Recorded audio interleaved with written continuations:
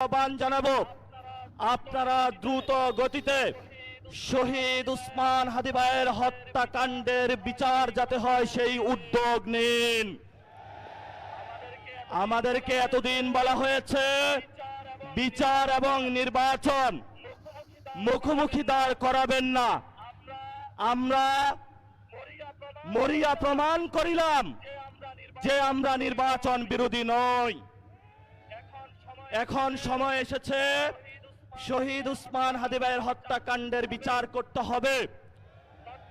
তৎকালীন সময়ে সংস্কারের নিয়ে বলা হয়েছিল, সংস্কার এবং নির্বাচন বিরোধী করার চেষ্টা চালানো হয়েছিল, ট্যাগ দেওয়া হয়েছিল ওরা নির্বাচন চায় না।